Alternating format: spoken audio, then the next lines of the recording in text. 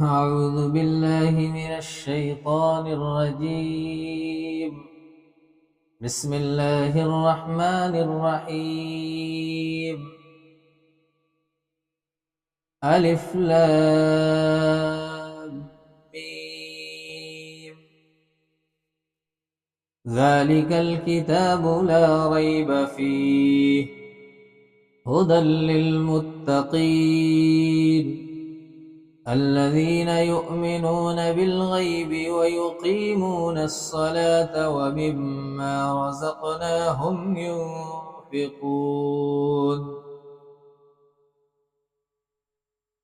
شروع اللہ کے نام سے جو بے حد مہربان اور نہایت رحم کرنے والے ہیں.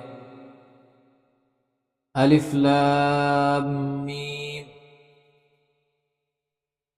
یہ حروف مقطعات میں سے ہیں. ذالک الکتاب لا ریب فیہ، اس کتاب میں کوئی شک و شبہ نہیں، یہ اللہ کا ڈر رکھنے والوں کے لیے رہنما ہے، جو اندیکھی حقیقتوں پر ایمان رکھتے ہیں، نماز قائم کرتے ہیں، اور جو کچھ ہم نے ان کو دیا اس میں سے خرچ کرتے ہیں. یہ قرآن مجید کی دوسری صورت ہے جو سب سے طویل صورت بھی ہے اور بہت سے احکام و ہدایت کا مجموعہ بھی. اس سورہ میں گائے کے متعلق بنی اسرائیل کا واقعہ آیا ہے. بقرہ کے معنی گائے اور بیل کے ہوتے ہیں، اسی مناسبت سے اس سورہ کا نام بقرہ ہے. اس سورہ کی زیادہ تر آیات آپ صلی اللہ علیہ وسلم کے مدینہ ہجرت فرمانے کے بعد ابتدائی دور میں نازل ہوئی ہیں، لیکن بعض آیات بالکل آخر دور کی بھی ہیں، جیسے حرمت سود سے متعلق آیات. بہرحال یہ سورت مدنی ہے. یہ سورت 286 آیات پر مشتمل ہے. یہ مضامین کی وسعت اور جامعیت کے اعتبار سے قرآن مجید کی عظیم سورتوں میں سے ہے. بعض اہل علم نے لکھا ہے کہ اس سورت میں 1000 خبریں، 1000 امر اور 1000 نہی ہیں. اس میں مسلمانوں، کفر پر جمے ہوئے لوگوں اور منافقین تینوں سے خطاب کرنے کے علاوہ اہل کتاب یعنی یہودیوں اور عیسائیوں سے خاص طور پر خطاب کیا گیا ہے. نماز و زکوٰۃ کی فرضیت، جادو کرنے کی حرمت، قانون قصاص، احکام وصیت، روزہ کے احکام، چاند کی تاریخ کا معتبر ہونا، جہاد اور حج و عمرہ کے مسائل، شراب اور جوئے کی مذمت، یتیموں سے متعلق تنبیہات، نکاح اور میاں بیوی کے تعلق سے بعض قوانین، طلاق، رضاعت، عدت اور مہر سے متعلق ہدایات، ایلا اور قسم کے احکام پر بیان کیے گئے ہیں. اور قرآن کریم کی سب سے طویل آیت جو دین کی دستاویز سے متعلق ہے وہ بھی اسی صورت میں ہے، جس کو آیت مداینت کہتے ہیں. نیز آیت الکرسی اور وہ آخری 2 آیتیں جن کی خصوصی فضیلت ہے اسی صورت میں شامل ہیں. احادیث میں اس سورہ کے فضائل کثرت سے وارد ہوئے ہیں.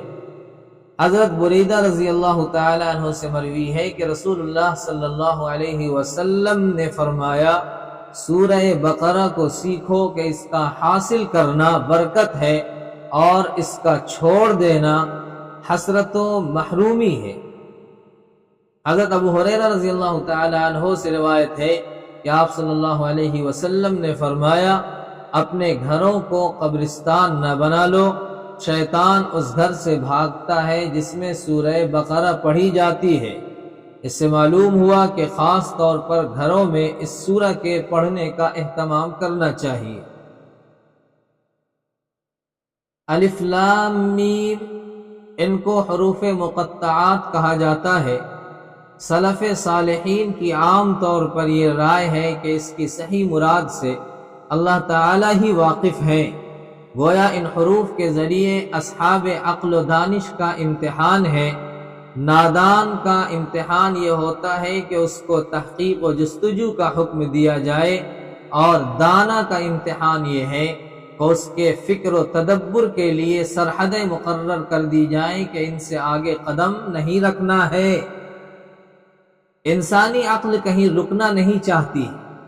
چاند پر قدم رکھ دیا تو مریخ پر قدم ڈالنا چاہتی ہے، مریخ زیر قدم آ جائے تو سورج کو اپنا اسیر بنانا چاہتی ہے۔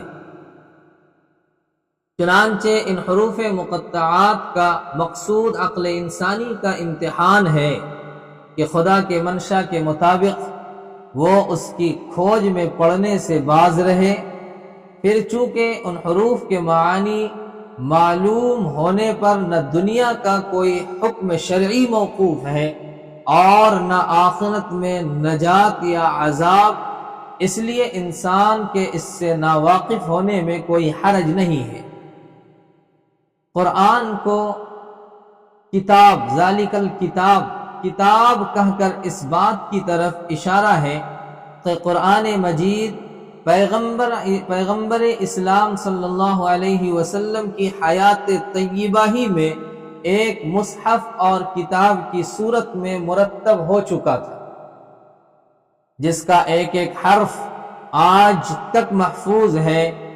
یہ محض متفرق یادداشتوں کا مجموعہ نہیں جسے پیغمبر صلی اللہ علیہ وسلم سے ان کے مختلف اصحاب نے موقع بموقع سنا ہو، پھر سینہ بسینہ ان کی روایت ہوئی ہو، اور بعد کو یہ یادداشتیں الفاظ و معانی کی نو بنو تبدیلیوں کے ساتھ نقل اور جمع کی گئی ہو۔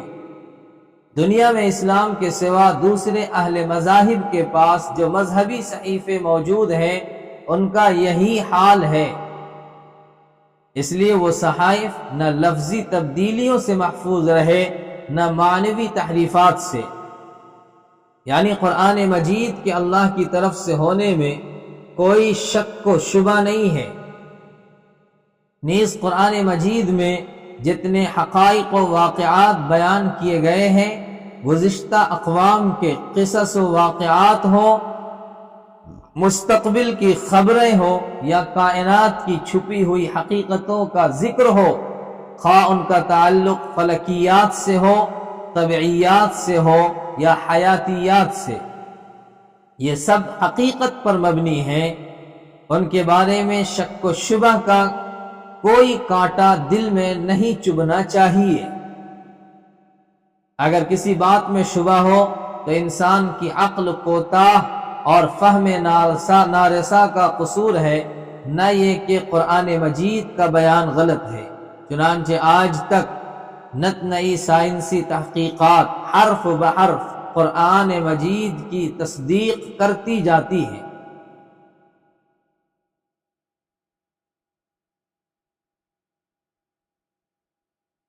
جیسے سورج کی روشنی ہر شخص تک پہنچتی ہے، لیکن اس سے فائدہ وہی اٹھا سکتا ہے جس کو دیکھنے والی آنکھ بھی میسر ہو۔ جو آنکھ ہی سے محروم ہو، اس کے لیے دن کی روشنی اور رات کی تاریکی دونوں برابر ہے۔ بادل ہر زمین پر برستا ہے، لیکن سیلاب وہی زمینیں ہوتی ہیں جن میں پانی کو جذب کرنے کی صلاحیت بھی ہو۔ چٹیل اور سنگلاخ زمین کو بارش سے کچھ نفع نہیں ہوتا۔ اسی طرح قرآن مجید کے مخاطب تو تمام انسان ہیں، لیکن قرآن مجید کی دعوت ہدایت سے فائدہ انہی لوگوں کو حاصل ہوگا جو ہدایت کے طلبگار بھی ہوں۔ اس کے لیے بنیادی شرط یہ ہے کہ دل میں خدا کا خوف ہو، گناہ اور اللہ کی نافرمانی سے بچنے کی خواہش ہو، اور خدا کی اطاعت و فرما برداری کا جذبہ ہو۔ ایسے ہی لوگوں کو متقین کہا گیا ہے۔ تقوی قلوب کے اندرونی کیفیت ہے، ایمان و عمل سے اس کا اظہار ہوتا ہے۔ اس لیے تقوی والوں کی 3 صفتیں بیان کی گئی ہیں۔ اول ایمان و یقین، دوسرے جسمانی افعال کا صالح ہونا، تیسرے مالی معاملات کا درست اور منشاء ربانی کے مطابق ہونا۔ یہ ھدی للمتقین تک کی تفسیر ہے، بقیہ انشاءاللہ اگلے بیان میں اور آیت کی تفسیر بیان کی جائے گی۔